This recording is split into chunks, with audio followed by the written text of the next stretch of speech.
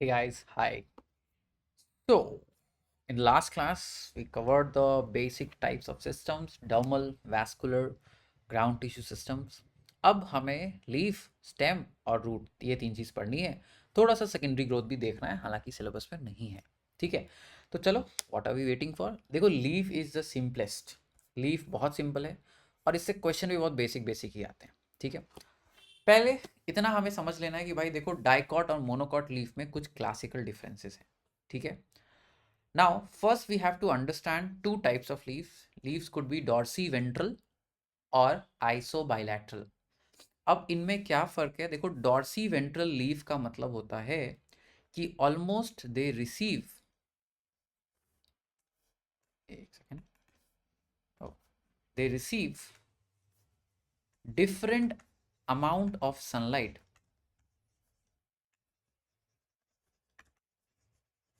On the two surface.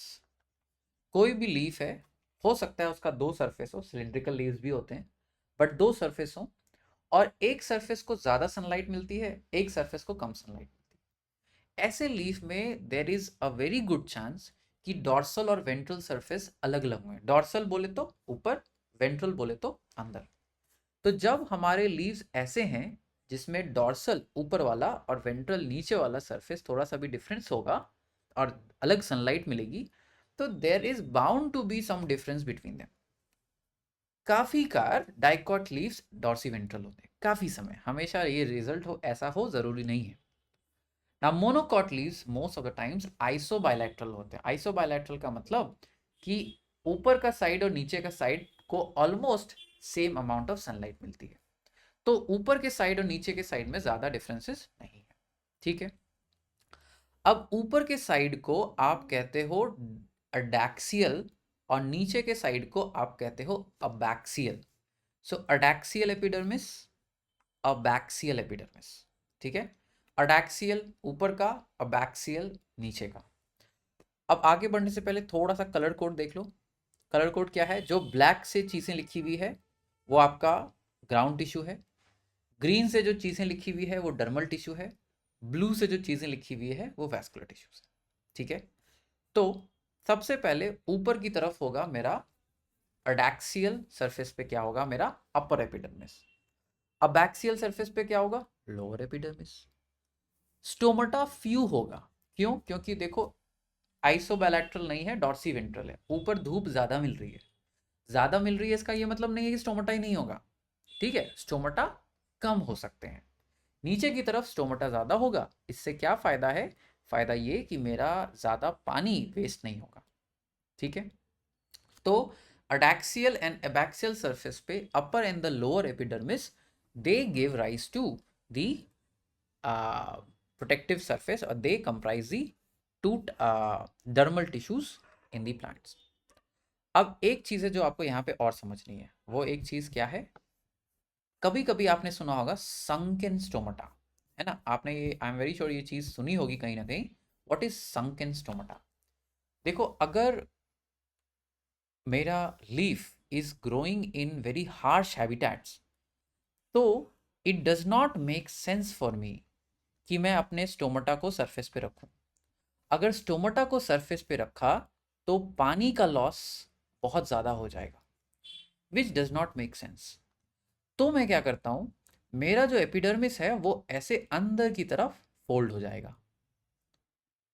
The epidermis would be folded inwards. ठीक है, और इस फोल्ड के अंदर जाके स्टोमाटा होगा। Stomata would be there but fold के अंदर जाके। सो संकेन स्टोमाटा क्या है, what is the meaning of sunken stomata. When stomata is found, जब स्टोमाटा मुझे मिलता है इन एपिडर्मिस इनफोल्डिंग, एपिडर्मिस के इनफोल्डिंग में अगर मुझे स्टोमाटा मिला तो उसको बोलेंगे संकेन स्टोमाटा। अब इतना ही काफ़ी नहीं है, ये भी हो सकता है कि यहाँ पे फर्दर लाइट को रिड्यूस करने के लिए आपके ट्राइकोम्स हों। This is also possible. अगर प्लांट जीरोफाइटिक प्लांट है तो ऐसा भी हो सकता है कि संकेन स्टोमाटा के ऊपर भी अगर मुझे और प्रोटेक्शन देना है और लॉस ऑफ वाटर को बचाना है, तो मैं उस संकन स्टोमाटा के ऊपर भी ट्राइकोम्स लगा दूं, तो इवन दैट इज पॉसिबल। ठीक है, चलो वापस आते हैं अपने डायग्राम पे। तो एपिडर्मिस अपर एंड लोअर, अपर पे स्टोमाटा होने के कम चांसेस हो सकते हैं, नीचे स्टोमाटा होने के ज़्यादा चांसेस होंगे। कभी संकन स्टोमाटा भी हो सकता है, कभी ट्राइकोम भी हो सकता है। अब बात करेंगे मेसोफिल सेल्स। मेसोफिल सेल्स क्या है? एक या दो row of cells filled with chloroplast. आपको याद होगा कि हमने बोला था ground tissue of leaf is nothing but known as mesophyll. तो मेसोफिल डाइकॉट लीव्स में यूजुअली दो तरह के होते हैं। एक ऊपर के 1 और 2 लेयर ऑफ सेल्स जो आपस में काफ़ी टाइटली पैक्ड होते हैं। देखो उनमें खास जगह नहीं है, आपको खास जगह यहाँ नहीं दिख रहा होगा। और एक खास चीज़ जो यहाँ दिख रही होगी, that is a lot of chloroplast. ये देखो कितने सारे ग्रीन डॉट्स हैं, जितने भी ग्रीन डॉट्स आपको दिख रहे हैं ये सारे क्लोरोप्लास्ट हैं। ठीक है, अब मैंने यहाँ वैक्यूल बनाया नहीं है, बट वैक्यूल भी होता है।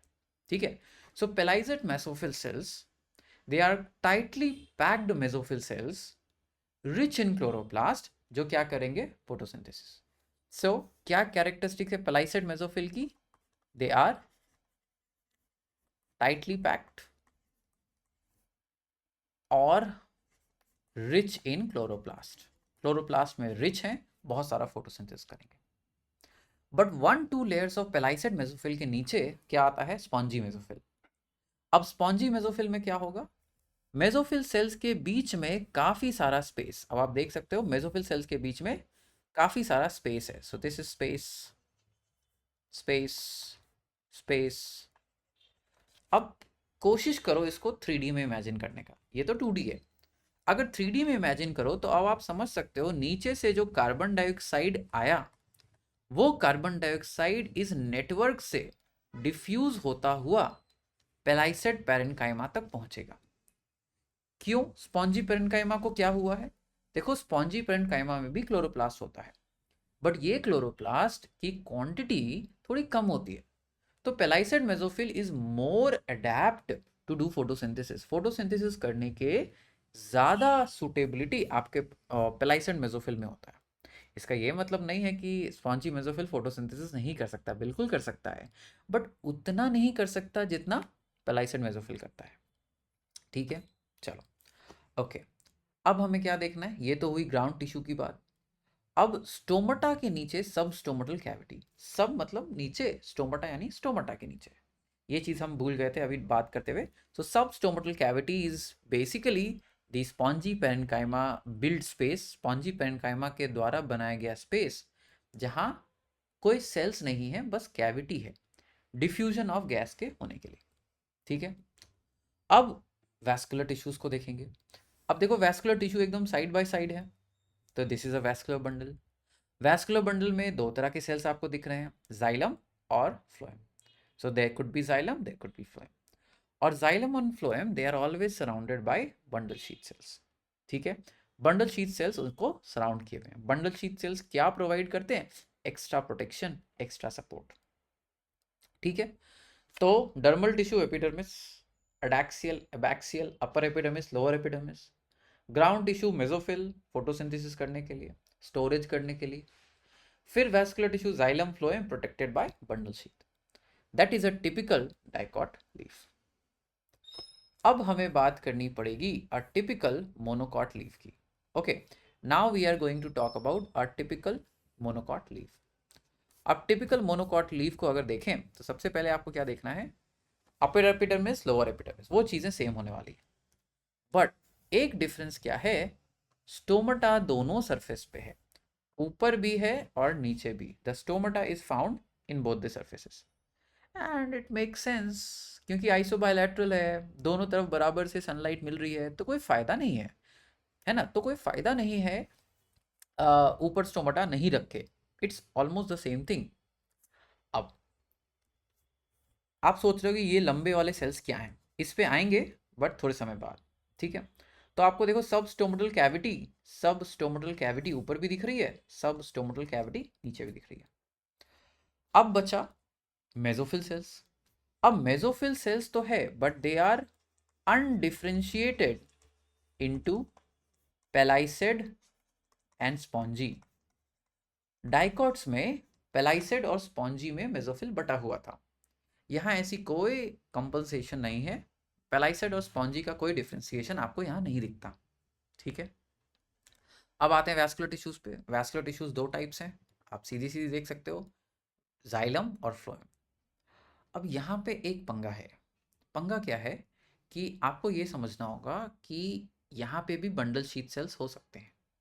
ठीक है, अगर मैं सेम डायग्राम को बनाऊं तो यहाँ पे भी मैं कुछ ऐसा बना सकता था कि मैंने गोल गोल बंडल शीथ सेल्स बनाए, ऊपर जाइलम बनाए, नीचे फ्लोएम बनाया, सॉरी ऊपर जाइलम बनाया और नीचे फ्लोएम बनाया। मैं ऐसा भी कर सकता हूं and that would not be wrong. ठीक है, अब एनसीईआरटी के डायग्राम के हिसाब से हमें चलना है। तो एनसीईआरटी के डायग्राम में कुछ ऐसा बना हुआ है तो हम भी ऐसा बना रहे हैं। ठीक है, बट आप ऐसे भी बना सकते हो and that is totally possible. ठीक, अब जहां आपका वैस्कुलर बंडल था उसके ठीक ऑपोजिट आपको कुछ एक्स्ट्रा सेल्स दिख रहे हैं यहाँ पे। These extra cells that are visible, they are known as bundle sheath extension. Bundle sheath extension cells का काम क्या होता है? जाइलम या फ्लोएम को सपोर्ट करना। जाइलम और फ्लोएम को थोड़ा सपोर्ट प्रोवाइड कर देंगी वैस्कुलर टिश्यूज को। ठीक है, अब एक चीज जो है जो बहुत डिफरेंट है यहाँ पे, क्या आपके वैस्कुलर टिश्यू के जस्ट ऑपोजिट जो एपिडर्मल सेल्स होते हैं वो मॉडिफाई हो जाते हैं। The epidermal cells just opposite the epidermis वो मॉडिफाई हो गए। उन मॉडिफाइड सेल्स को क्या कहते हैं? Bulliform sales.